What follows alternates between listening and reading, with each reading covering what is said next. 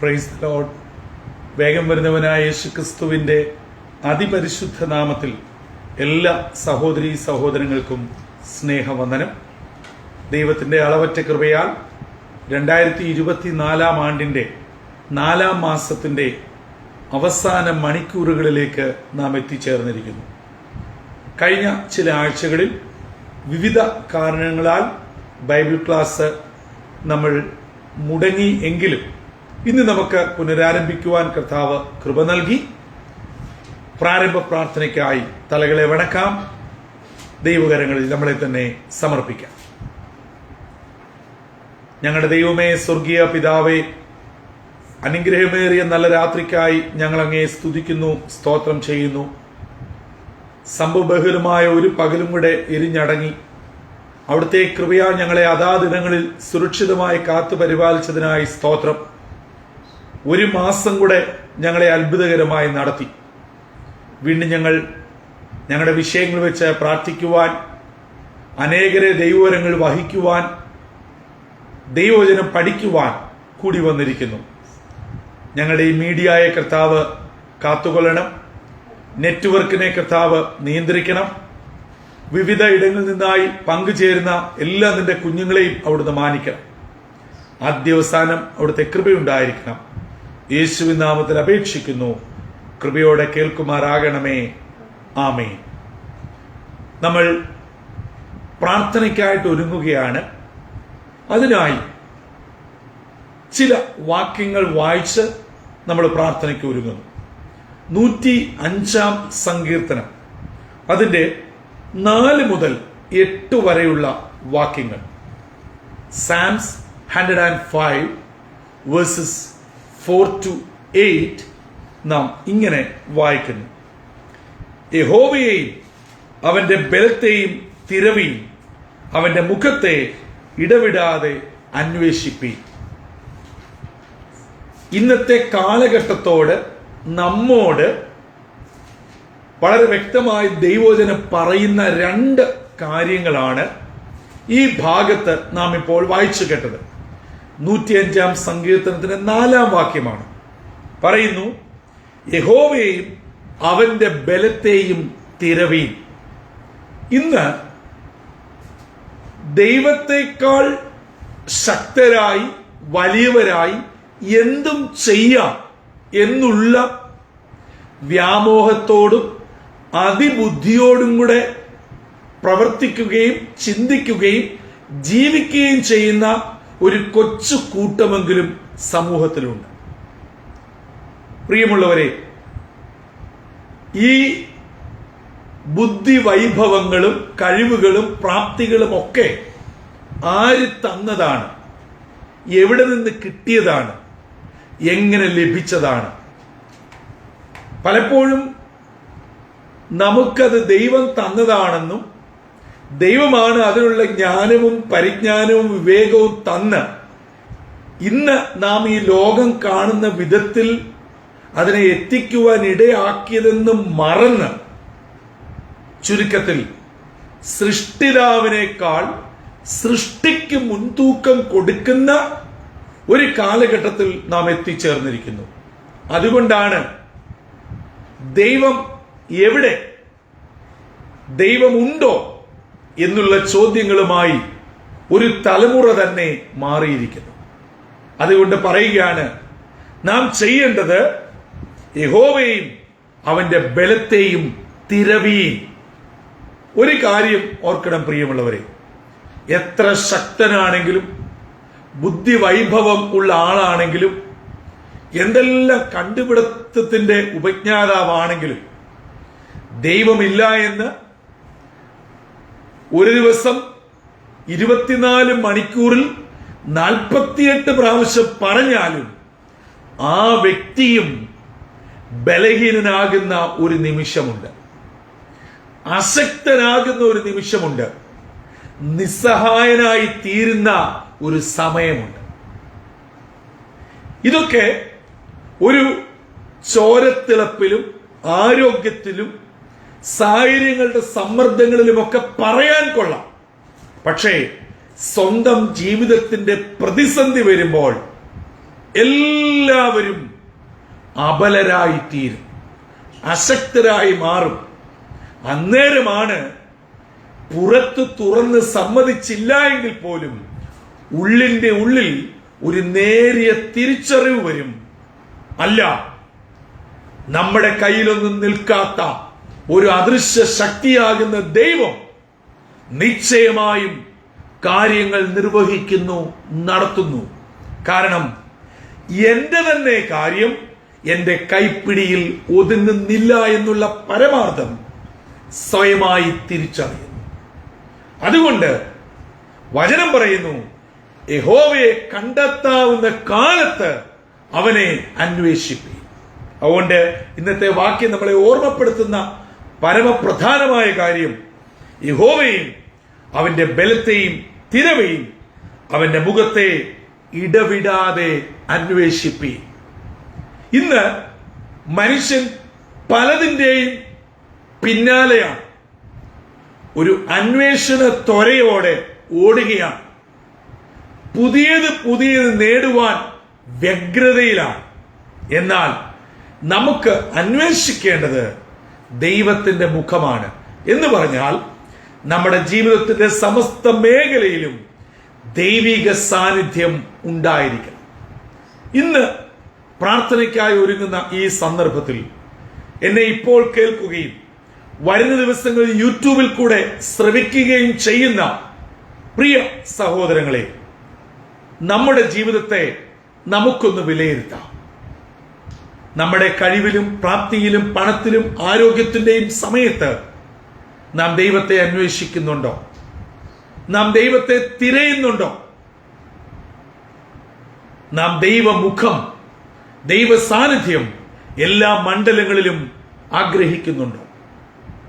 ഇത് ഇസ്രായേൽ ജനതയോടായി ഈ 105 സങ്കീർത്തനം വായിക്കുമ്പോൾ നമുക്ക് കാണാവുന്നതാണ്.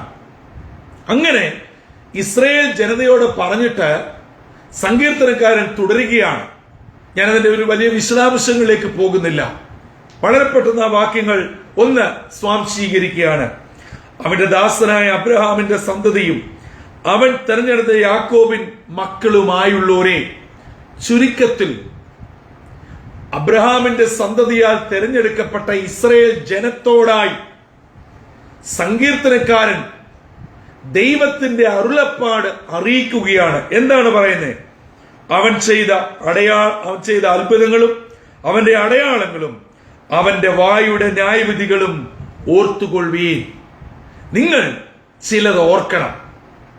നിങ്ങൾ തിരഞ്ഞെടുക്കപ്പെട്ട, എനിക്ക് വേണ്ടി വേർതിരിക്കപ്പെട്ട ഒരു പറ്റം ജനതയാണ്. അതേ പ്രിയമുള്ളവരെ, എന്നെയും നിങ്ങളെയും ദൈവം തിരഞ്ഞെടുത്തു, തന്റെ മക്കളും അവകാശികളുമാക്കി തീർത്തു. അങ്ങനെയുള്ള നാം ഓർത്തിരിക്കേണ്ട ചില കാര്യങ്ങളുണ്ട്. എന്താണ് ഓർത്തിരിക്കേണ്ടത്?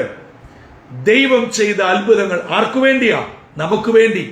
ഇസ്രായേലിനോട് പറയുകയാ, നിങ്ങൾ ഇന്ന് ഈ നിലയിൽ ആയിത്തീരുവാൻ ദൈവം നിങ്ങൾക്ക് വേണ്ടി ചില കാര്യങ്ങൾ ചെയ്തു, അത് മറക്കരുത്.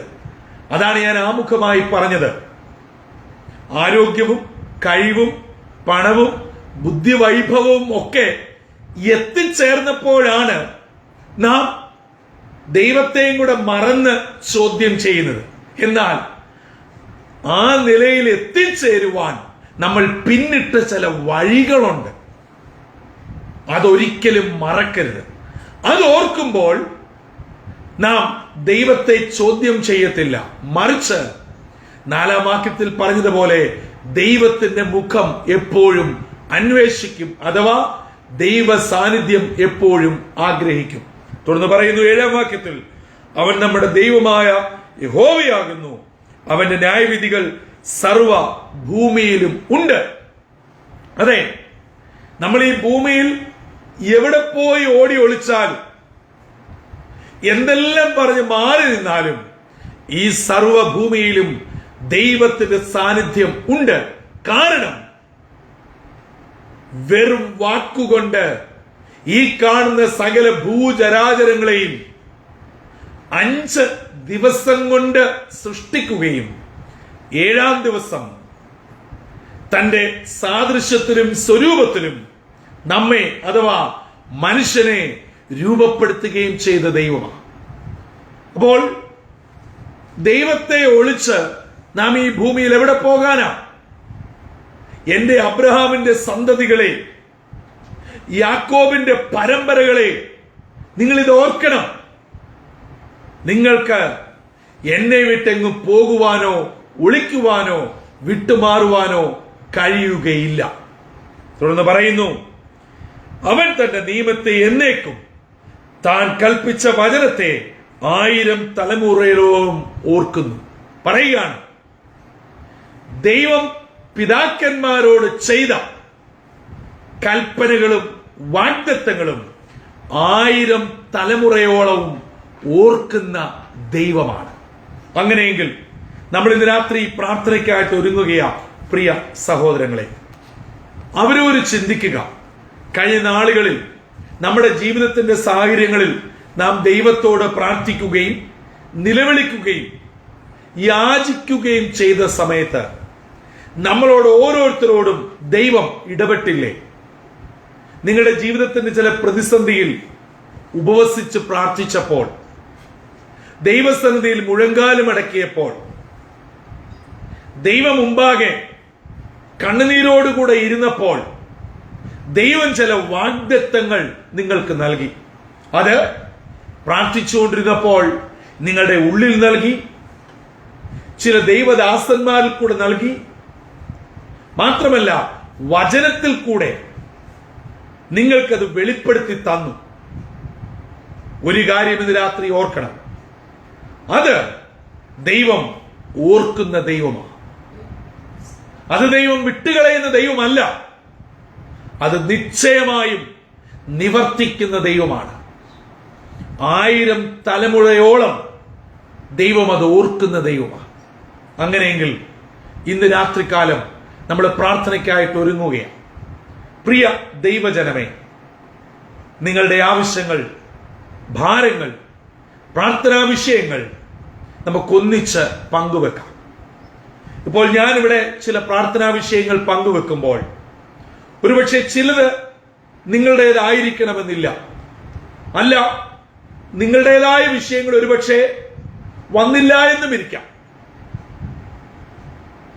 ഞാൻ വിഷയങ്ങൾ പറഞ്ഞാലും പറഞ്ഞില്ലെങ്കിലും നിങ്ങളുടെ വിഷയങ്ങൾ അല്ല എങ്കിലും ആണ് എങ്കിലും നമ്മൾ ഒന്നിച്ചിരുന്ന് പ്രാർത്ഥിക്കുകയാണ്. ദൈവത്തിന്റെ വാഗ്ദത്തം നിറവേറട്ടെ. ആ ബലമുള്ള ദൈവത്തെ നമുക്കൊന്ന് തിരയാം.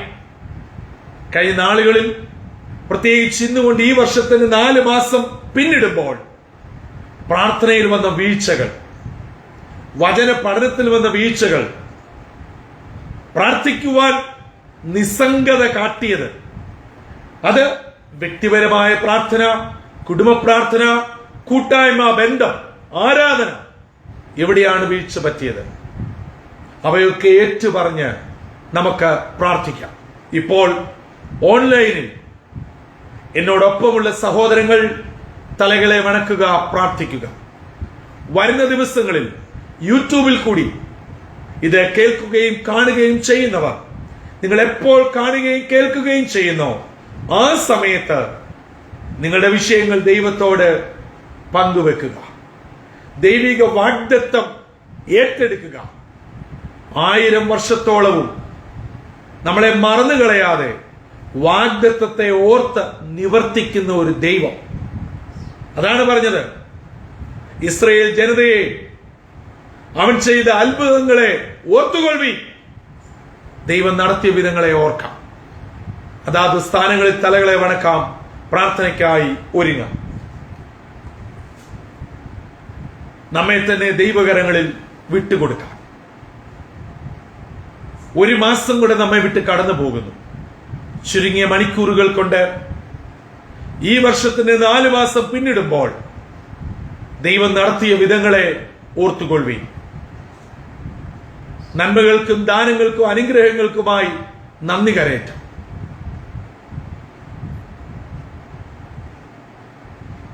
ദൈവസന്നിധിയിൽ കടന്നു വരുവാൻ, അഭയാചന കഴിക്കുവാൻ എവിടെയെങ്കിലും പിഴവ്, കുറവ് സംഭവിച്ചിട്ടുണ്ടെങ്കിൽ ഇന്ന് രാത്രിയിൽ നമുക്കൊന്നിച്ചത് ദൈവത്തോട് ഏറ്റുപറയാം. കർത്താവേ, അങ്ങേ അന്വേഷിപ്പാൻ, അങ്ങേ തിരയുവാൻ എന്റെ ജീവിതത്തിൽ വീഴ്ചകൾ സംഭവിച്ചു, കുറവുകൾ സംഭവിച്ചു. മറ്റു പലതും തിരഞ്ഞപ്പോൾ ഞാൻ അങ്ങയെ തിരയുവാൻ വിട്ടുപോയി. പൂർണ്ണമായി ഞാൻ ഏറ്റുപറയുന്നു. പരിപൂർണ സമർപ്പണത്തോടെ ഇന്ന് രാത്രിയിൽ അടുത്തു വരാം. ദൈവം നമുക്ക് നൽകിയ കുടുംബങ്ങൾക്കായി നന്ദി കരേറ്റാം. മാതാപിതാക്കളെ ഓർക്കാം, സഹോദരങ്ങളെ ഓർക്കാം, നമുക്ക് ദൈവം നൽകിയ പങ്കാളികളെ ഓർക്കാം, കുടുംബജീവിതത്തിൽ ദാനം നൽകിയ ആൺമക്കളെയും പെൺമക്കളെയും ഓർക്കാം. നമ്മോടൊപ്പം നിന്ന് പഠിക്കുന്ന കുഞ്ഞുങ്ങൾ, നമ്മളെ വിട്ട് വിദൂരങ്ങളിൽ പഠിക്കുകയും ജോലി ചെയ്യുകയും കുടുംബസ്ഥരായി മാറുകയും ചെയ്ത കുഞ്ഞുങ്ങളെ ഓർക്കാം. പഠിച്ച് ജോലി ആഗ്രഹിക്കുന്നവർ,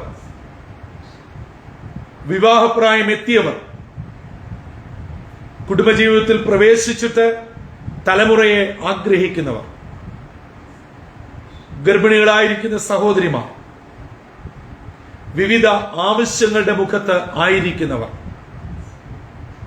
മാനസിക സംഘർഷങ്ങളാൽ, കുടുംബജീവിതത്തിന്റെ പിരിമുറുക്കങ്ങളാൽ, ജോലിയുടെ പ്രശ്നങ്ങളാൽ, ആരോഗ്യ പ്രയാസങ്ങളാൽ ജീവിതത്തിൽ ഭാരം അനുഭവിക്കുന്ന എല്ലാ തരത്തിലുള്ള പ്രിയപ്പെട്ടവരെയും ഇന്ന് രാത്രി സമർപ്പിക്കാം. ഭവനത്തിന്റെ പണി ആരംഭിച്ചിട്ട് പൂർത്തീകരിക്കുവാൻ കഴിയാതെ ആയിരിക്കുന്നവരെ ഓർക്കാം. ഭവനപണി ആഗ്രഹിക്കുന്നവരെ ഓർക്കാം. സാമ്പത്തിക ബാധ്യതയിൽ നിലകൊള്ളുന്നവരെ ഓർക്കാം. പ്രത്യേകിച്ച് കടബാധ്യതയാൽ, ബാങ്ക് ജപ്തി നോട്ടീസിനാൽ, പല വിധങ്ങളിലുള്ള നിയമക്കുരുക്കുകളാൽ വ്യാകുലപ്പെടുന്നവരെ ഓർക്കാം. മദ്യത്തിനും മയക്കുമരുന്നിനും ലോക ഇമ്പങ്ങളുമായി ജീവിതം ചെലവഴിക്കുന്ന എല്ലാ പ്രായത്തിലുള്ള എല്ലാവരെയും നമുക്ക് ഓർക്കാം. പ്രത്യേകം പ്രാർത്ഥന ആവശ്യപ്പെട്ടിരിക്കുന്ന ചെറുതും വലുതുമായ എല്ലാ പ്രാർത്ഥനാ വിഷയങ്ങളെയും ദൈവകരങ്ങളിൽ സമർപ്പിക്കാം. പ്രത്യേകാൽ ആശുപത്രിയുടെ അനുഭവത്തിൽ കൂടെ കടന്നു പോകുന്നവർ, ഓപ്പറേഷന് വിധേയരായിരിക്കുന്നവർ,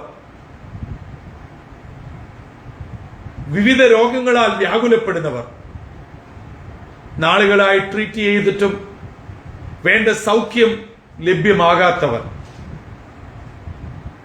എല്ലാവരെയും ഇന്ന് രാത്രി ദൈവകരങ്ങളിൽ ഏൽപ്പിക്കാം. വിഷമത്തിൽ, ഭാരത്തിൽ, സങ്കടത്തിൽ കഴിയുന്നവരെ ഓർക്കാം. ഇന്ത്യ മഹാരാജ്യത്തെ ദൈവകരങ്ങളിൽ ഏൽപ്പിക്കാം. കേരളം ഉൾപ്പെടെ പല സംസ്ഥാനങ്ങളിലും പാർലമെന്റ് തിരഞ്ഞെടുപ്പ് കഴിഞ്ഞു. ഇനിയും ചില ഘട്ടങ്ങളായി പൂർത്തീകരിക്കേണ്ടതായിട്ടുണ്ട്. നമ്മൾ കഴിഞ്ഞ 4 മാസങ്ങളായി പാർലമെന്റ് ഇലക്ഷനെ ഓർത്ത് പ്രാർത്ഥിക്കുകയാണ്. ഭാരത സുവിശേഷീകരണത്തിനായിട്ട് പ്രാർത്ഥിക്കാം. കൊച്ചു കേരളത്തിനായിട്ട് നമുക്ക് പ്രാർത്ഥിക്കാം. രാഷ്ട്രീയമായും സാമൂഹിക സാംസ്കാരികമായും പലവിധ പ്രതികൂലങ്ങളിൽ കൂടെ കടന്നു പോകുന്നു. പോരും പോർവിളികളുമായി ജനങ്ങൾ നിരത്തിലിറങ്ങുന്നു. ഒരു സമാധാന അന്തരീക്ഷം നൽകണമേ എന്ന് പ്രാർത്ഥിക്കാം. പ്രത്യേകിച്ച് ഈ നാളുകളിൽ അതിഭീകരമായ ഉഷ്ണവും തന്മൂലമുണ്ടാകുന്ന പല പ്രയാസങ്ങൾ ജനങ്ങൾ നേരിടുന്നു. ആവശ്യമായ ശാന്തമായ മഴയെ നൽകണമേ. പ്രകൃതിയോട് കൽപ്പിക്കണമേ. വരുന്ന ആഴ്ചകളിൽ ചൂടിന്റെ തീവ്രതയിൽ നിന്ന് വിടുവിക്കണമേ എന്ന് നമുക്ക് പ്രാർത്ഥിക്കാം.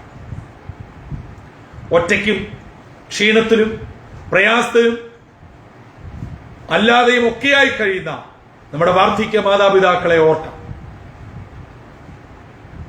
സഹോദരങ്ങളെ ഓർക്കാം. ലോകമെമ്പാടും നടക്കുന്ന സുവിശേഷ പ്രവർത്തനങ്ങളെ ഓർക്കാം. ദൈവദാസീദാസന്മാരെ ഓർക്കാം. എല്ലാ സഭാവിഭാഗങ്ങളെ ഓർക്കാം. കർത്തൃവേലയിൽ വളരെ വേദനയോടും ത്യാഗത്തോടും കർത്താവിന് വേണ്ടി നിലകൊള്ളുന്ന ദൈവമക്കളെയും അവരുടെ കുടുംബങ്ങളെയും ഓർക്കാം. കർത്താവിന്റെ വരവ് അതിവേഗമെന്ന് വിളിച്ചോതുന്ന ഈ കാലയളവിൽ പ്രാർത്ഥനയോടെ ജനങ്ങളെ ഒരുക്കുവാൻ നമ്മെ ഇടയാക്കണമേ എന്ന് പ്രാർത്ഥിക്കാം. പ്രത്യേകിച്ച് ഈ വരും ദിവസങ്ങളിൽ ഗൾഫ് മേഖലയിൽ ന്യൂനമർദ്ദത്തോടു കൂടിയ അതിശക്തമായ മഴയും പലയിടങ്ങളിൽ വെള്ളപ്പൊക്കവും ഒക്കെ കാലാവസ്ഥാ നിരീക്ഷകർ മുന്നറിയിപ്പുകൾ നൽകിയിരിക്കുന്നു. പ്രകൃതിയോട് കൽപ്പിക്കുകയും ഈ അവസ്ഥയിൽ നിന്നൊക്കെ ഒരു വിടുതലും ആശ്വാസവും നൽകി ആർക്കും ഒരു ബുദ്ധിമുട്ടും വരാതെ വണ്ണം തമ്പുരാൻ പരിപാലിക്കണമേ എന്ന് നമുക്ക് പ്രാർത്ഥിക്കാം. നമ്മുടെ ഈ ബൈബിൾ ക്ലാസ് വചന പഠനത്തെ ദൈവകരങ്ങളിൽ ഏൽപ്പിക്കാം. കഴിഞ്ഞ ദീർഘവർഷങ്ങളായി, പ്രത്യേകിച്ച് ഏകദേശം 4 വർഷത്തോളമായി ഓൺലൈനിൽ കൂടെ നാം ഈ ശുശ്രൂഷ നടത്തുന്നു. നാം പല പ്രധാനപ്പെട്ട വേദപുസ്തക വിഷയങ്ങൾ പഠിച്ചു വരികയാണ്. ഈ ശുശ്രൂഷയ്ക്കായി, ഇതിന് പിന്നിൽ അധ്വാനിക്കുന്നവർക്കായി, ചെലവിടുന്നവർക്കായി, പ്രാർത്ഥിക്കുന്നവർക്കായി, പ്രത്യേക ഓൺലൈനിൽ അന്നേരവും തുടർന്നും ഈ ശുശ്രൂഷയിൽ പങ്കുചേരുന്നവരെയും കുടുംബങ്ങളെയും എല്ലാം അനുഗ്രഹിച്ച് പ്രാർത്ഥിക്കാം. ഗുഡ് ഫ്രണ്ട്സ് ഗോസ്പൽ ടീമിന്റെ നേതൃത്വത്തിൽ ഏകദേശം 33 വർഷത്തോളമായി നടത്തപ്പെടുന്ന ചെറുതും വലുതുമായിട്ടുള്ള എല്ലാ ശുശ്രൂഷകളെയും ദൈവകരങ്ങളിൽ ഏൽപ്പിക്കാം. എല്ലാവരെയും ദൈവം അനുഗ്രഹിക്കേണ്ടതിനായി പ്രാർത്ഥിക്കാം. തുടർന്ന് നമ്മൾ വചന പഠനത്തിനായിട്ട് ഒരുങ്ങുകയാണ്. പ്രിയ ദൈവമക്കളെ, നിങ്ങളുടേതായിട്ടുള്ള വിഷയങ്ങൾ, ഭാരങ്ങൾ, പ്രയാസങ്ങൾ ദയവായി ഈ സമയത്ത് കർത്താവിനോട് പങ്കുവെക്കുക, ഇറക്കി വെക്കുക. സകല ബുദ്ധിയെയും കവിയുന്ന ദൈവ സമാധാനത്താൽ കർത്താവ് നമ്മെ നിറയ്ക്കട്ടെ. നമ്മുടെ പ്രാർത്ഥനാ വിഷയങ്ങളെ ഏറ്റെടുക്കട്ടെ. നാം ഇപ്പോൾ മധ്യസ്ഥയണച്ച ഈ ദീർഘമായ വിഷയങ്ങളിൽ ദൈവം പ്രവർത്തിക്കട്ടെ. ഇത് നമ്മള് 105 സങ്കീർത്തനം 8 വാക്യത്തിൽ കേട്ടുവല്ലോ. ദൈവത്തിന്റെ വാഗ്ദത്തം 1000 തലമുറയോളം നിലനിൽക്കുന്നതാണ്. അതെ, വാഗ്ദത്തം ചെയ്തവൻ വിശ്വസ്തനാണ്. ഒരു നിമിഷം നമ്മെ കർത്താവിന്റെ കരങ്ങളിൽ ഏൽപ്പിക്കാം. വ്യക്തിപരം, കുടുംബപരം, പൊതുവായിട്ട് പറഞ്ഞിട്ടില്ലാത്തത്, ഇപ്പോൾ പറയാത്തത് എന്തുമായിക്കൊള്ളട്ടെ, നമുക്ക് രഹസ്യമായും പരസ്യമായും പറയുവാൻ ഒരിടമുണ്ട്. അതെ, കർത്താവിന്റെ പാദപീഠം.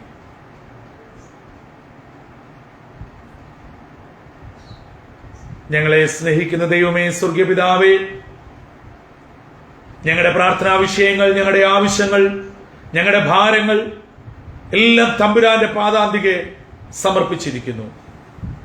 ഞങ്ങൾക്ക് പുതിയൊരു മാസം അവിടുന്ന് നൽകുന്നുവെങ്കിൽ അനുഗ്രഹത്തിന്റെയും നന്മയുടെയും ദൈവകൃപയുടെയും മാസമാക്കി തീർക്കണം.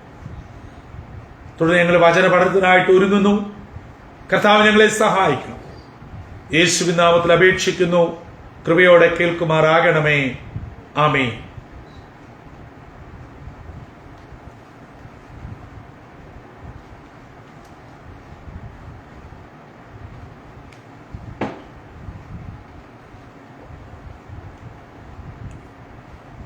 ദൈവ തിരുനാമത്തിന് നന്ദിയോടെ സ്തോത്രം. ദൈവത്തിന്റെ അളവറ്റ കൃപയാൽ ഏകദേശം 3 ആഴ്ചയ്ക്ക് ശേഷം വീണ്ടും ദൈവവചന പഠനത്തിനായിട്ട് കൂടി വരുവാൻ കർത്താവ് നമ്മളെ സഹായിച്ചു. വ്യാപരിച്ച എല്ലാ ദൈവകൃപയ്ക്കായും സ്തോത്രം ചെയ്യുന്നു. ഇപ്പോൾ ഓൺലൈനായും വരും ദിവസങ്ങൾ യൂട്യൂബിലായും ഈ പ്രാർത്ഥനയിലും വചന പഠനത്തിലും പങ്കെടുക്കുന്ന എല്ലാവരെയും സർവശക്തനായ ദൈവം അനുഗ്രഹിക്കട്ടെ എന്ന് പ്രാർത്ഥിക്കുന്നു. ഇന്നുകൊണ്ട് 4 മാസം ഈ വർഷത്തെ നാം പിന്നിടുന്നു. ദൈവത്തിന്റെ കരുതലിനും നടത്തിപ്പിനുമായി സ്തോത്രം ചെയ്യാം. അർഹിക്കാത്ത നന്മകൾ, അനുഗ്രഹങ്ങൾ തമ്പുരാൻ നമുക്ക് നൽകി. അവ പ്രാപിച്ച് നന്ദിയോടെ ജീവിപ്പാൻ കർത്താവ് നമ്മെ സഹായിക്കട്ടെ. നമ്മുടെ യൂട്യൂബ് ചാനലായ ബ്രദർ സന്തോഷ് കോടുകുളഞ്ഞി എന്ന യൂട്യൂബ് ചാനൽ ഇതുവരെ സബ്സ്ക്രൈബ് ചെയ്യാത്ത ആരെങ്കിലും ഉണ്ടെങ്കിൽ ദയവായി നിങ്ങൾ സബ്സ്ക്രൈബ് ചെയ്യുകയും ഇതിനകത്തിൽ നൂറുകണക്കിന് ആയിരക്കണക്കിന് പ്രസംഗങ്ങൾ ലഭ്യമാണ്.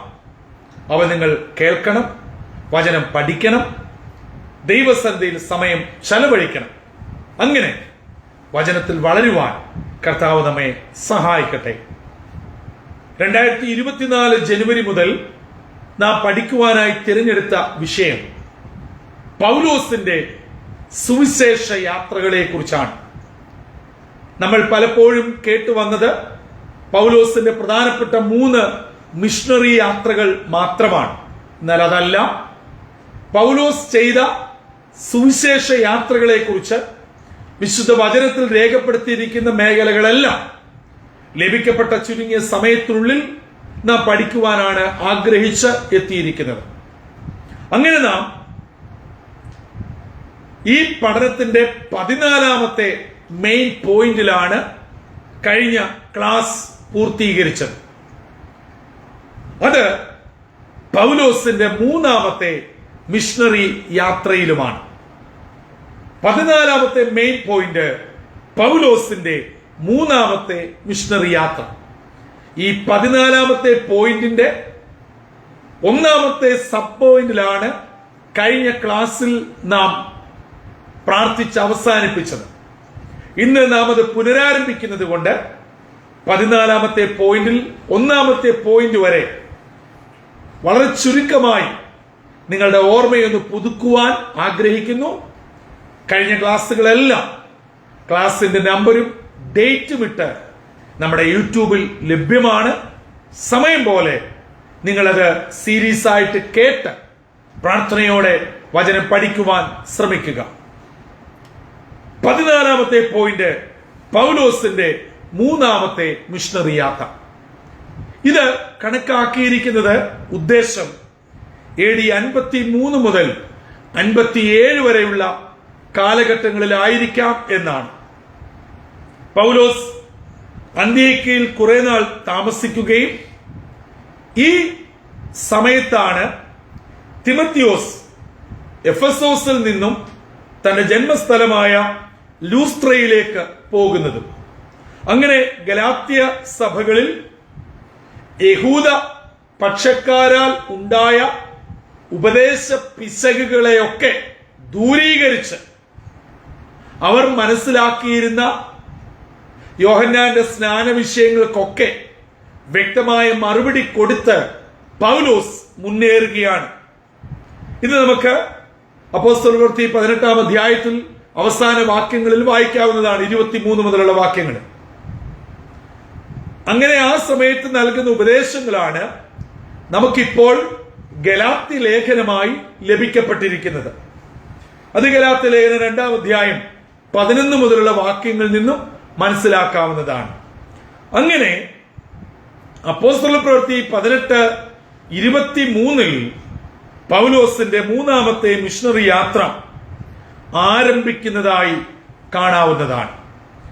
ഗലാത്യ, ഫ്രുഗ്യ പ്രദേശങ്ങളിൽ കൂടെ സഞ്ചരിച്ച സഭകളെ ഉറപ്പിച്ച് എഫെസോസിൽ എത്തുകയാണ്. അവിടെ അലക്സാണ്ട്രിയക്കാരനായ അപ്പല്ലോസിനെ കണ്ടുമുട്ടുന്നു. സ്നാപക യോഹന്നാന്റെ സ്നാനത്തെ പറ്റി മാത്രം കേട്ടിരുന്ന അപ്പല്ലോസ് നാം കാണുന്നു അക്കുലാസിന്റെയും പ്രിസ്കില്ലയുടെയും ശുശ്രൂഷ നിമിത്തം യേശുവിലുള്ള വിശ്വാസത്തിലേക്ക് കടന്നു വരുന്നതായും അങ്ങനെ അവരെ ഉറപ്പിക്കുന്നതായും അപ്പോസ്തലപ്രവൃത്തി 18:24 മുതലുള്ള വാക്യങ്ങളിൽ കാണാവുന്നതാണ്. അങ്ങനെ പൗലോസ് കരമാർഗം സഞ്ചരിച്ച് എഫെസോസിൽ എത്തുന്നു. അപ്പോസ്തലപ്രവൃത്തി 19:1 നമുക്കത് കാണാം. നമ്മൾ 1ാമത്തെ പോയിന്റ് എഫെസോസിലോട്ട് കയറുകയാണ്. അതിന്റെ ആദ്യ ഭാഗമാണ് നമ്മൾ കഴിഞ്ഞ ക്ലാസ്സിൽ കണ്ട് അവസാനിപ്പിച്ചത്.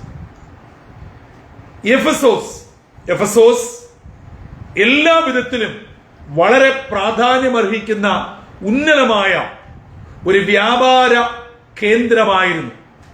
അവിടെ ധാരാളം കളിസ്ഥലങ്ങളുള്ള ഒരു പട്ടണവും ആയിരുന്നു. അന്നത്തെ കാലത്തെ ഏഷ്യ മൈനറിന്റെ മായച്ചന്ത എന്ന അപരനാമവും എഫെസോസിന് ലഭിക്കപ്പെട്ടിരുന്നു. എഫെസോസിലെ മറ്റൊരു പ്രത്യേകത അവിടുത്തെ ആർത്തമീസ് മഹാദേവിയുടെ അതിഗംഭീരമായ ഒരു ക്ഷേത്രം ഉണ്ടായിരുന്നു. ഏകദേശം 425 അടി നീളവും 220 അടി വീതിയും 60 അടിയും ഉയരവും ഈ ക്ഷേത്രത്തിനുണ്ടായിരുന്നു. ഡയാന എന്നുള്ള പേരിൽ അറിയപ്പെട്ട ആർത്തമീസ് ദേവി വളരെ ശക്തിയായി പ്രബലയായി എഫെസോസിലും ജാതികളുടെ ഇടയിലും നിലകൊണ്ടു. ഏതോ രാജാക്കന്മാർ, ഏത് രാജാവാണ് എന്ന് വ്യക്തമല്ല, ഏതോ രാജാക്കന്മാരാൽ സംഭാവന ചെയ്ത മാർബിൾ കൊണ്ട് നിർമ്മിച്ച 127 തൂണുകൾ ഈ ക്ഷേത്രത്തിന് ഉണ്ടായിരുന്നു. ഈ 127 തൂണുകളിൽ 36 എണ്ണം അതിമനോഹരമായി കൊത്തുപണികളാൽ, ഗിൽറ്റുകളാൽ ആവരണം ചെയ്തപ്പെട്ട മനോഹര തൂണുകളായിരുന്നു. മാത്രമല്ല ആ പ്രദേശങ്ങൾക്ക് ഫലഭൂഷ്ടി നൽകുന്ന ദേവിയാണ് ആർത്തമിസ് എന്ന് അവർ വിശ്വസിച്ചിരുന്നു. എന്നാൽ ഇത് ഈ ദേവിയുടെ ക്ഷേത്രം ഇത്ര മനോഹരമായിരുന്നുവെങ്കിലും ദേവിയുടെ പ്രതിമ അത്ര മനോഹരം ആയിരുന്നില്ല.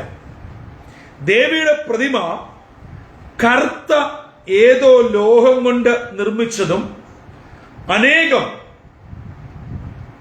കൂർത്തുമൂർത്ത മുഴകളാൽ, മൂലകളാൽ സമ്പുഷ്ടവുമായ ഒരു പ്രത്യേക തരത്തിലുള്ള ഒരു ദേവി പ്രതിമയായിരുന്നു. കാഴ്ചക്ക് അത്ര ഭംഗി പോരായിരുന്നു. ഇത് ആര് നിർമ്മിച്ചുവെന്നോ എവിടെ നിന്ന് വന്നുവെന്നോ അറിഞ്ഞുകൂടാ. അതുകൊണ്ട് അന്നത്തെ ജനങ്ങൾ വിശ്വസിച്ചത് ഇത് ആകാശത്തു നിന്ന് വീണ ദൈവമാണ്. ഇത് നമുക്ക് അപ്പോസ്തല പ്രവൃത്തി 19-ാം അധ്യായം 35-ാം വാക്യത്തിൽ കാണാവുന്നതാണ്. മാത്രമല്ല അന്ന് ലോകത്തിലുള്ള സകല പുറജാതി ക്ഷേത്രങ്ങളുടെയും സംരക്ഷണം ആർത്തമിസ് ദേവിയാൽ സമ്പുഷ്ടമായിരുന്നു, അഥവാ സംരക്ഷിക്കപ്പെട്ടിരുന്നു എന്നുള്ള ഒരു വലിയ വിശ്വാസവും നിലനിന്നിരുന്നു. അപ്പോൾ എഫെസോസിന്റെ ഒരു ചിത്രം ബോധ്യമായല്ലോ. ഇങ്ങനെയുള്ള ഈ എഫെസോസിലാണ് പൗലോസ് ഏകദേശം 2 വർഷം താമസിച്ച് ജീവിച്ച് കർത്താവിന്റെ വേലയിൽ മുതിർന്നു വന്നത്. അപ്പോസ്തല പ്രവൃത്തി 19-ാം അധ്യായം 10 മുതലുള്ള വാക്യങ്ങളിൽ നമുക്കിത് കാണാവുന്നതാണ്. ഇങ്ങനെ ഫലഭൂയിഷ്ടമായ മായച്ചന്തയുള്ള അന്ധവിശ്വാസങ്ങളുടെ ഇരിപ്പിടവും അനാചാരങ്ങളുടെ കേന്ദ്രവുമായ സ്ഥാനത്ത് പൗലോസ് തന്റെ 3ാമത്തെ മിഷണറി യാത്രയിലെ 1ാമത്തെ സ്ഥലമായി തിരഞ്ഞെടുത്ത് അവിടെ നിന്ന് പ്രവർത്തിച്ച് ഒരു കൂട്ടം ജനത്തെ കർത്താവിന് വേണ്ടി നേടി എന്നത് വളരെ പ്രാധാന്യം അർഹിക്കുന്നതാണ്. അതുകൊണ്ട് പ്രിയമുള്ളവരെ, നാം ആയിരിക്കുന്ന ഇടം നമുക്ക് അനുകൂലം ആകണമെന്നില്ല. നമ്മുടെ സാഹചര്യങ്ങൾ നമുക്ക് ചേർന്നതാകണം എന്നില്ല. എന്നാൽ എവിടെ ആയിരിക്കുന്നുവോ അവിടെ പ്രാർത്ഥനയോടെ ദൈവത്തിൽ ആശ്രയിച്ച് കർത്താവിനോട് ചേർന്ന് മുൻപോട്ട് പോകുന്നുവെങ്കിൽ നിശ്ചയമായും കർത്താവിന് വേണ്ടി ചിലരെയെങ്കിലും നേടുവാൻ നമുക്ക് കഴിയുമെന്ന് ഇന്നത്തെ വചന പഠനത്തിൽ കൂടെ പരിശുദ്ധാത്മാവ് എന്നെയും നിങ്ങളെയും ഓർമ്മപ്പെടുത്തുകയാണ്. അല്ലാതെ നമ്മൾ ചെല്ലുന്ന ദേശത്ത് ഞങ്ങൾ ജോലിക്ക് വന്നതാ, ജോലി ചെയ്യുന്നു, ശമ്പളം കിട്ടുന്നു, ആർക്കും ഒരു ദോഷവും ചെയ്യുന്നില്ല, പ്രാർത്ഥിക്കുന്നു, പാടുന്നു. അങ്ങനെ ഒരു സ്വസ്ഥമായ ജീവിതത്തെക്കാൾ ഉപരിയായി നമ്മളെ കൊണ്ട് പറ്റാവുന്ന വിധത്തിൽ, അത് മറിയയുടെ ശുശ്രൂഷയല്ല, മാർത്തയുടെ ശുശ്രൂഷ.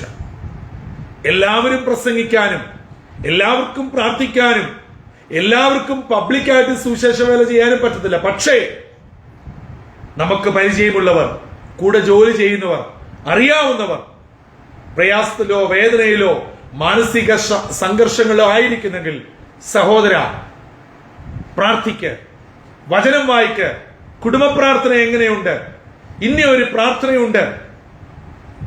എനിക്കും ഇതുപോലെയുള്ള അവസ്ഥകൾ വന്നപ്പോൾ ഞാനും മുഴങ്കാല് മടക്കിയപ്പോൾ കർത്താവ് വിടുതൽ നൽകി. അതേ പ്രിയമുള്ളവരെ, ഇത്രയും പറഞ്ഞാൽ മതി. ഇത് 1 മണിക്കൂർ ഒരു കൺവെൻഷന് പ്രസംഗിക്കുന്ന പ്രാസംഗികനേക്കാൾ വളരെ എഫക്റ്റീവാണ്, ധന്യമായ ശുശ്രൂഷയാണ്. ഇങ്ങനെയും പൗലോസ് തന്റെ വേല ചെയ്തുവെന്ന് പൗലോസിന്റെ ഈ സുവിശേഷ യാത്രയിൽ നിന്നും നമുക്ക് കാണാവുന്നതാണ്. എഫെസോസിൽ നാം നേരത്തെ ഓർപ്പിച്ചതുപോലെ യോഹന്നാന്റെ സ്നാനത്തെ പറ്റി മാത്രം കേട്ടറിവുള്ള കുറെ ആളുകൾ ഉണ്ടായിരുന്നു. അങ്ങനെയുള്ള ആളുകളുടെ മേൽ പൗലോസ് കൈവച്ചപ്പോൾ 12 പേർക്ക് പരിശുദ്ധാത്മാ അഭിഷേകം ഉണ്ടായി എന്ന് അപ്പോസ്തല പ്രവൃത്തി 19:6-7 വാക്യങ്ങളിൽ കാണുന്നു. ഞാൻ ഈ വാക്യങ്ങൾ വായിക്കാൻ താല്പര്യപ്പെടാത്തത് സമയം നഷ്ടപ്പെടുത്താതിരിക്കാനും ദയവായി നിങ്ങൾ ആ വാക്യങ്ങൾ വായിച്ച് ബോധ്യപ്പെടണം എന്നുള്ള ഉദ്ദേശത്തോടും കൂടെയാണ്. ഓർക്കണം, ഈ ഒരു പശ്ചാത്തലത്തിൽ നിലനിൽക്കുന്ന സാഹചര്യത്തിൽ കർത്താവിനെ കുറിച്ച് അമിതമായ അറിവുകളൊന്നുമില്ല. എന്നാൽ ഈ സാഹചര്യത്തിൽ യോഹന്നാൻ സ്നാപകന്റെ മാനസാന്തര സ്നാനത്തെക്കുറിച്ചുള്ള കേട്ടറിവുള്ള ആളുകളുടെ കൂട്ടത്തിൽ പൗലോസ് കൈവച്ച് പ്രാർത്ഥിച്ചപ്പോൾ 12 പേർക്ക് പരിശുദ്ധാത്മാവ് ലഭിച്ചു. മാത്രമല്ല, അന്നത്തെ അവിടുത്തെ മഹാപുരോഹിതനായ സ്കേവ എന്ന പേരുള്ള ഒരുവന്റെ മക്കളായ 7 പേർ അവരുടെ മാന്ത്രിക പ്രയോഗങ്ങൾ, മന്ത്രവാദം ഉപേക്ഷിക്കുവാൻ തയ്യാറായി. നോക്കണം, അർത്തമിസ് ദേവിയുടെ ശക്തമായ മന്ത്രവാദങ്ങൾ നിലകൊള്ളുന്ന ഒരു പ്രദേശത്ത് ഒരാൾ കർത്താവിൽ ആശ്രയിച്ച് പ്രവർത്തിച്ചപ്പോൾ ആ പ്രദേശത്തെ മഹാപുരോഹിതന്റെ 7 മക്കളിൽ ദൈവം ഇടപെടാൻ തുടങ്ങി. അവർ അവരുടെ മന്ത്രവാദങ്ങൾ അവസാനിപ്പിച്ചു. നാം വായിക്കുന്നുണ്ട്, പൗലോസ് അവിടെ വലിയ അത്ഭുതങ്ങളും അടയാളങ്ങളും ചെയ്യുവാൻ ദൈവത്തിന്റെ ആത്മാവ് ഇടയാക്കി. ഈ 7 പേർ മാത്രമല്ല, അന്ന് അവിടെ പേര് കേട്ട പല മന്ത്രവാദികളും അവരുടെ മന്ത്രവാദം ഉപേക്ഷിക്കുകയും മന്ത്രവാദങ്ങളുടെ അവരുടെ താളിയോല ഗ്രന്ഥങ്ങൾ, അവരുടെ പുസ്തകങ്ങൾ കൊണ്ടുവന്ന് ചുട്ട് നശിപ്പിച്ചു. നോക്കുക, അതിന്റെ അർത്ഥം എന്താണ്? ഞങ്ങളൊരു സത്യം കണ്ടെത്തി. ഈ പുസ്തകങ്ങളും താളിയോലകളും ഇരുന്നാൽ അടുത്ത തലമുറ ഇത് വായിച്ച് മന്ത്രവാദം തുടരും. അതുകൊണ്ട് ഇനിയും ഈ മന്ത്രവാദം ഞങ്ങളിൽ കൂടെ അടുത്ത തലമുറയിലോട്ട് പകരേണ്ടതില്ല. അവർ ആ പുസ്തകങ്ങൾ കത്തിച്ചു. അതിനെക്കുറിച്ച് പറയുന്നത്, അവയ്ക്ക് അന്ന് 50,000 വെള്ളിക്കാശ് വിലയുണ്ടായിരുന്നു എന്നാണ്. ഓർക്കുക, 1-ാം നൂറ്റാണ്ടിലാണ്, AD 53 കാലയളവിലെ കാര്യമായി പറയുന്നത്. 50,000 വെള്ളിക്കാശോളം വിലയുള്ള, അന്ന് അവിടെ ഏറ്റവും മൂല്യമായി മന്ത്രവാദം ചെയ്തിരുന്ന അതിനവരെ സഹായിക്കുന്ന പുസ്തകങ്ങൾ യേശു അവരുടെ ഉള്ളിൽ വന്നപ്പോൾ പൗലോസിന്റെ മൂന്നാമത്തെ മിഷണറി യാത്രയിൽ അവർ കത്തിച്ചു കളഞ്ഞു. അർത്തമീസ് മഹാദേവിയുടെ വെള്ളി കൊണ്ടുള്ള പ്രതിമകൾ ഉണ്ടാക്കി വിറ്റിരുന്ന ദെമേത്രിയോസ് എന്ന ഒരു തട്ടാൻ അവിടെ ഉണ്ടായിരുന്നു. ആ തട്ടാൻ, ഈ ദെമേത്രിയോസ് എന്ന് പറയുന്ന തട്ടാൻ അർത്തമീസ് ദേവിയുടെ അതിഭക്തരായ ആൾക്കാരെ കൂട്ടിവരുത്തി ജനത്തെ ഇളക്കി ബഹളമുണ്ടാക്കി. കാരണം നമ്മൾ ഇന്ന് പറയുന്നു AD 50 കാലയളവിൽ എഫെസോസിൽ അർത്തമീസ് ദേവിയുടെ വെള്ളി രൂപമുണ്ടാക്കി ജാതികളായ മന്ത്രവാദികൾ വിറ്റ് മന്ത്രവാദം ചെയ്ത് നേർച്ച അർപ്പിച്ച് ജീവിച്ചു. എല്ലാ അർത്ഥത്തിലും സമുന്നതമായി നിലനിൽക്കുന്ന 2024 ഏപ്രിൽ 30 വിദ്യാഭ്യാസം കൊണ്ടും അറിവ് കൊണ്ടും പ്രബുദ്ധരായ മലയാളി ക്രൈസ്തവ ജനത ചെയ്യുന്നതും വല്ല വ്യത്യാസമുണ്ടോ?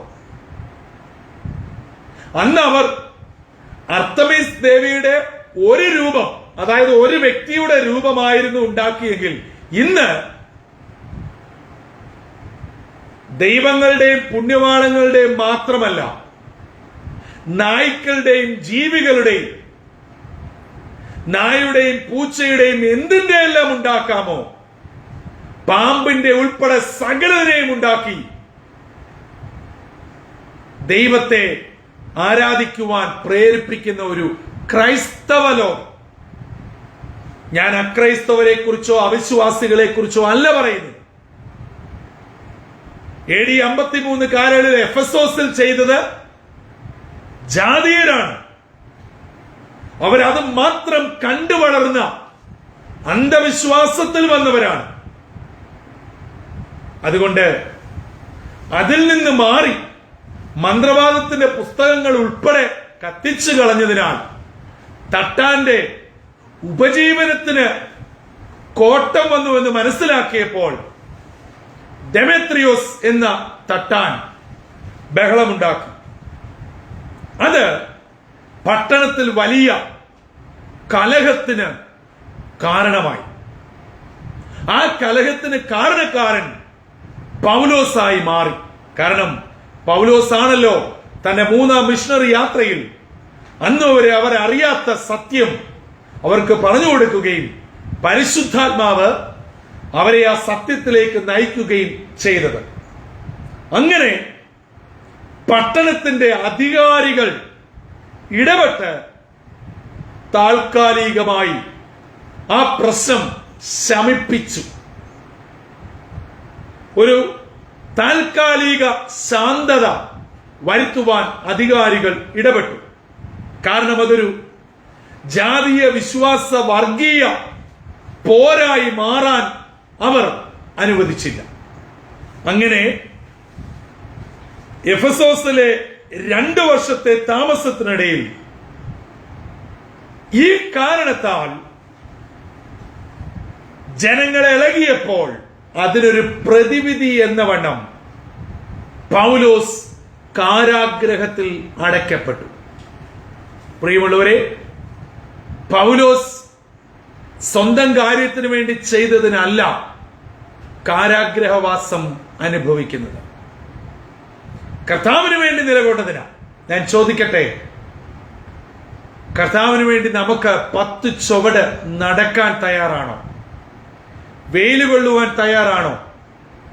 നിന്ന സഹിക്കുവാൻ തയ്യാറാണോ? വേദന സഹിക്കുവാൻ തയ്യാറാണോ? ഒരു നേരമെങ്കിലും വിശപ്പ് സഹിക്കുവാൻ തയ്യാറാണോ? അന്ന് നമ്മൾ സുവിശേഷ വേല അവസാനിപ്പിക്കും. പൗലോസിന്റെ ത്യാഗോജ്ജലമായ കർത്തൃവേല ഇന്ന് എനിക്കും നിങ്ങൾക്കും ഒരു മാതൃകയായി തീരട്ടെ. നാം വായിക്കുന്നു, എന്നാൽ കാരാഗ്രഹത്തിൽ വസിച്ചു എന്ന് നേരിട്ട് ഇതിനെക്കുറിച്ച് പറയുന്നില്ല എങ്കിലും ചരിത്രം അങ്ങനെ പഠിപ്പിക്കുന്നു. പൗലോസ് കാരാഗ്രഹം എന്ന് പറയാതെ മറ്റ് തരത്തിൽ ഇതിനെ വിവക്ഷിക്കുന്നുണ്ട്. അത് മറ്റൊന്നുമല്ല, 1 കൊരിന്ത്യർ 15-ാം അധ്യായം 32-ാം വാക്യത്തിൽ മൃഗത്തോട് യുദ്ധം ചെയ്തു എന്ന് പൗലോസ് പറയുന്നുണ്ട്. ഇവിടെ ഈ മൃഗം എന്നതുകൊണ്ട് ഉദ്ദേശിച്ചത് മൃഗീയമായ അന്ധവിശ്വാസത്തിലായിരിക്കുന്ന ഇങ്ങനെയുള്ള ആളുകളെയാണ്. അല്ലാതെ മൃഗത്തോട് നേരിട്ടൊരു യുദ്ധം എന്നുള്ള അർത്ഥത്തിലല്ല. മാത്രമല്ല 2 കൊരിന്ത്യർ 1-ാം അധ്യായം 8 മുതൽ 11 വരെയുള്ള ഭാഗത്തും ആസിയയിൽ വെച്ചുണ്ടായ മരണകരമായ അനുഭവത്തെ പൗലോസ് വിവരിക്കുന്നുണ്ട്. ഇവയൊക്കെ ഈ 2 വർഷത്തിനിടയിൽ ഈ സാഹചര്യങ്ങൾക്കുണ്ടായ പ്രത്യാഘാതങ്ങളെ ഇതിന്റെ അടിസ്ഥാനത്തിൽ പൗലോസ് എഫെസോസിൽ വെച്ച് കാരാഗ്രഹവാസം അനുഭവിക്കേണ്ടി വന്നു എന്ന് അനുമാനിക്കുന്നു. അങ്ങനെ എഫെസോസിലെ 2 വർഷത്തെ കാലഘട്ടത്തിൽ ഇല്ലൂരിയ ദേശത്തും പോയി എന്നും പറയപ്പെടുന്നു. മാത്രമല്ല സ്പെയിനിലേക്ക് സുവിശേഷ പ്രവർത്തനത്തിനായി പോകണമെന്ന് തനിക്ക് ആഗ്രഹമുണ്ടായിരുന്നു. റോമർ 15:19 പറയുന്നുണ്ട്. എന്നാൽ താൻ പോയോ ഇല്ലയോ എന്ന് കൃത്യമായി പറയുന്നില്ല എന്ന് റോമർ 15:24 നിന്നും വായിക്കുവാൻ കഴിയും.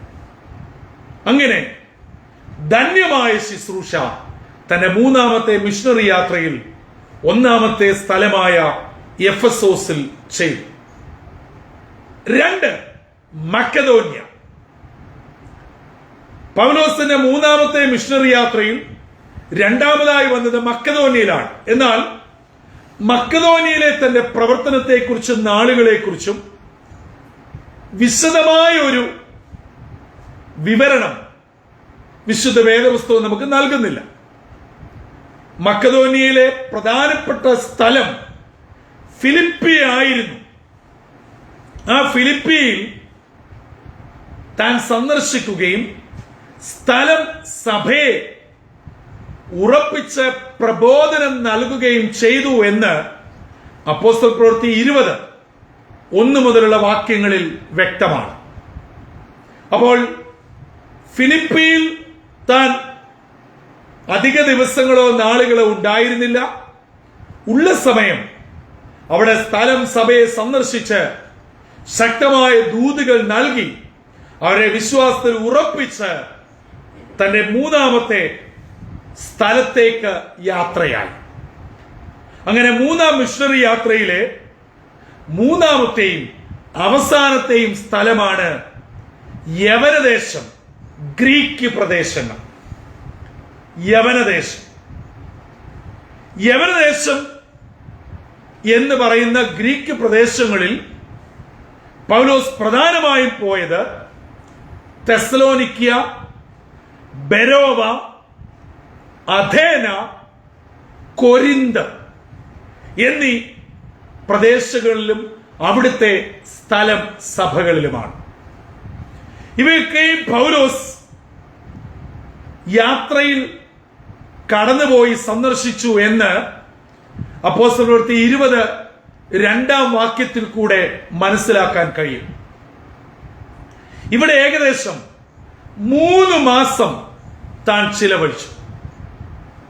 അവിടെ നിന്ന് സിറിയയ്ക്ക് കപ്പൽ കയറി പോകുവാൻ താൻ തയ്യാറെടുക്കുമ്പോഴാണ് മറ്റൊരു കാര്യം അറിയുവാൻ ഇടയാകുന്നത്. പൗലോസിനെ കൊല്ലുവാനുള്ള യഹൂദന്മാരുടെ ഒരു ഗൂഢാലോചന താൻ അറിഞ്ഞു. സിറിയയിലേക്ക് ചെല്ലുമ്പോൾ അവിടെ തന്നെ കൊല്ലുവാനായി യഹൂദന്മാർ പദ്ധതിയിട്ടിരിക്കുന്നു. ഓർക്കണം, നമ്മൾ ആദ്യ ക്ലാസ്സുകളിൽ പൗലോസിനെ കുറിച്ച് പഠിച്ചു. യഹൂദന്മാരെ പ്രീതിപ്പെടുത്തുവാൻ, ക്രിസ്ത്യാനികളെ കൊല്ലുവാൻ തയ്യാറായി ഇറങ്ങിയ ആൾ ഇപ്പോൾ യഹൂദന്മാരാൽ കൊല്ലപ്പെടുവാൻ അവർ പദ്ധതിയിടുന്നു. ഇതറിഞ്ഞ് ഈ രഹസ്യ കൂട്ടുകെട്ട് മനസ്സിലാക്കിയിട്ട് മക്കദോന്യ വഴിയായി മടങ്ങിപ്പോകുവാൻ പൗലോസ് തീരുമാനിക്കുകയാണ്. അപ്പോസ്തലപ്രവൃത്തി 20:3 നമുക്കിത് കാണാവുന്നതാണ്. ഇത്തവണ യെരുശലേമിലെ സഹോദരന്മാരെ, യെരുശലേം സഭയിലെ ബുദ്ധിമുട്ടുള്ള സഹോദരന്മാരെ സഹായിക്കുവാൻ ഒരു സംഭാവന കൂടെ താൻ ശേഖരിച്ചു. ഈ മൂന്നാമത്തെ യാത്രയിൽ പ്രത്യേകിച്ച് യവനദേശങ്ങളിൽ സമ്പന്നമായ ആളുകളിൽ നിന്നും ഒരു സാമ്പത്തിക ശേഖരണം താൻ നടത്തി. അത് യെരുശലേമിലെ സഹോദരന്മാരുടെ സന്ധാരണത്തിന് വേണ്ടിയാണ്. അപ്പോസ്തലപ്രവൃത്തി 24:17 അത് കാണാവുന്നതാണ്. അത് യെരുശലേം സ്ഥലം സഭയിൽ സമർപ്പിക്കുന്നതിന് ഒരു കൂട്ടം ആളുകളെയും പൗലോസിനോട് കൂടെ കൂട്ടിയിരുന്നതായും നാം വചനത്തിൽ വായിക്കുന്നു.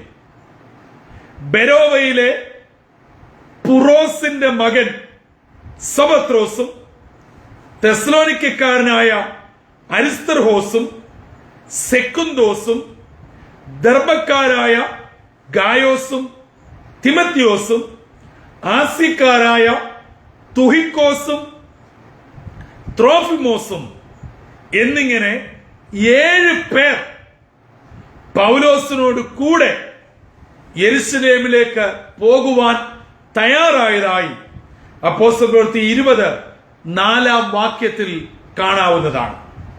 അപ്പോൾ 7 പേരും പൗലോസും അടങ്ങുന്ന ഒരു കൊച്ചു കൂട്ടമാണ് ഇതാ മക്കദോന്യ വഴി യെരുശലേമിലേക്ക് ഈ സഹോദരങ്ങളുടെ സന്ധാരണത്തിനായിട്ടുള്ള സാമ്പത്തിക ശേഖരണവുമായി യാത്ര ചെയ്യുന്നത്.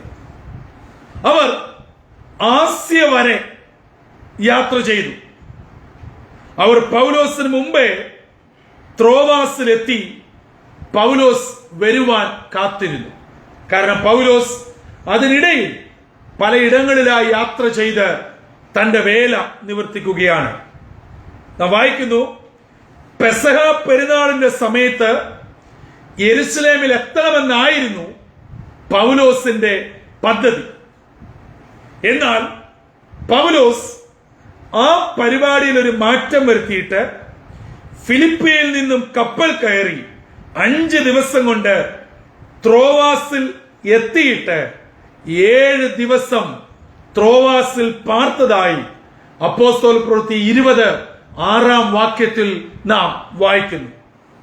അങ്ങനെ ആഴ്ചവട്ടത്തിന്റെ 1-ാം നാളായ ഞായറാഴ്ച ആരാധന നടത്തുന്ന ഒരു പതിവ് ആദ്യ സഭയ്ക്ക് ഉണ്ടായിരുന്നു. അങ്ങനെ പൗലോസ് ത്രോവാസിൽ വെച്ച് ആരാധന നടത്തിക്കൊണ്ടിരിക്കുമ്പോൾ അവിടെ ഒരു സംഭവം ഉണ്ടായി. നമുക്കറിയാം, ത്രോവാസിൽ ഞാൻ പറഞ്ഞു ആദ്യ ആരാധന ഇത് യെരുശലേമിൽ ചെല്ലണമെന്നായിരുന്നു ആഗ്രഹം. എന്നാൽ അവിടെ എത്തിയില്ല. പരിശുദ്ധാത്മാവ് വേറെ വഴിയായി വിട്ട് ത്രോവാസിൽ 7 ദിവസം താമസിച്ചു, ശുശ്രൂഷിച്ചു. അങ്ങനെ ആദ്യ ദിനം താൻ വചനം ശുശ്രൂഷിച്ചുകൊണ്ടിരിക്കുമ്പോഴാണ് മാളികയുടെ കിളിവാതിൽക്കൽ ഇരുന്നു കൊണ്ട് വചനം കേട്ടുകൊണ്ടിരുന്ന യൂത്തിക്കോസ് എന്ന യുവാവ് വചനം കേട്ട് ഉറങ്ങിപ്പോയി. അപ്പോൾ ചെയ്തത്, യൂത്തിക്കോസ് ഉറങ്ങി താഴെ വീണ് മരിക്കുകയുണ്ടായി. അവിടെ വെച്ച് പൗലോസ് ആ യൂത്തിക്കോസിനെ മരണത്തിൽ നിന്നും ഉയർപ്പിക്കുവാനിടയായ ഒരു അത്ഭുതം നടത്തുവാനിടയായി. ഇത് അപ്പോസ്തലപ്രവൃത്തി 20:12 കാണാവുന്നതാണ്.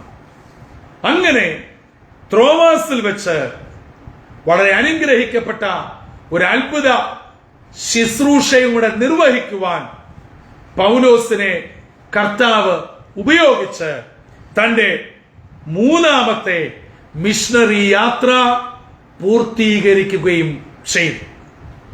ഇങ്ങനെ നമ്മൾ ഈ കഴിഞ്ഞ ക്ലാസ്സുകളിൽ പൗലോസിന്റെ 4 യെരുശലേം യാത്രയും വളരെ ഗൗരവമേറിയ 3 മിഷണറി യാത്രകളെ കുറിച്ചും പഠിച്ചു. ഇനി നമ്മൾ മുൻപോട്ട് പൗലോസിന്റെ ചില പ്രധാനപ്പെട്ട മിഷണറി യാത്രകളെ കുറിച്ച് വരുന്ന ക്ലാസ്സുകളിൽ പഠിക്കുകയാണ്.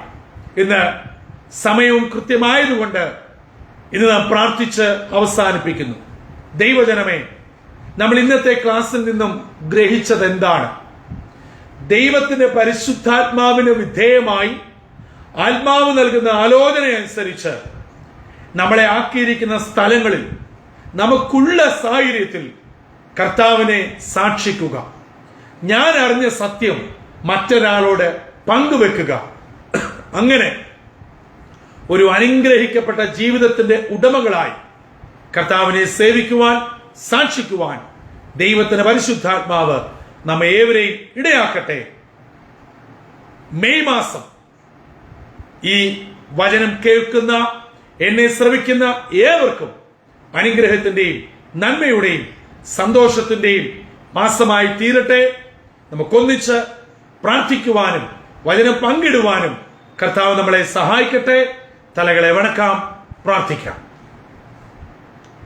കാരുണ്യവാനായ ദൈവമേ, സ്വർഗീയ പിതാവേ, ഒരു പ്രാവശ്യം കൂടെ ഒന്നിച്ചു കൂടി വന്ന് പ്രാർത്ഥിക്കുവാൻ, വചനം പഠിക്കുവാൻ കർത്താവ് ഞങ്ങളെ സഹായിച്ചല്ലോ.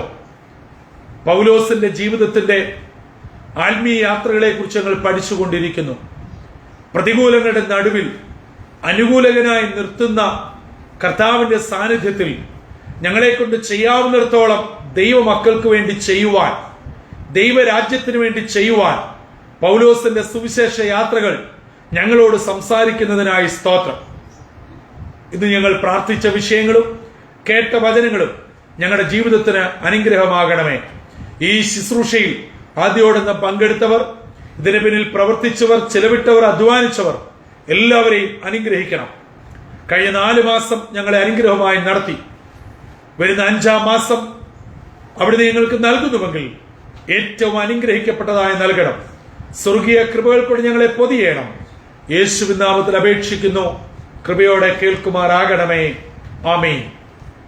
നമ്മുടെ കർത്താവായ യേശുക്രിസ്തുവിന്റെ കൃപയും പിതാവായ ദൈവത്തിന്റെ സ്നേഹവും പരിശുദ്ധാത്മാവിന്റെ കൂട്ടായ്മയും നാം ഏവരോടും പ്രാർത്ഥിച്ച വിഷയങ്ങളോടും കേട്ട വചനത്തോടും പുതിയ മാസത്തിന്റെ എല്ലാ നന്മകളോടും ഇന്ന് ഉലനേക്കും കർത്താവ് 2ാം വരവരെ ഉണ്ടായിരിക്കുമാറാകട്ടെ. ആമേൻ. God bless you all.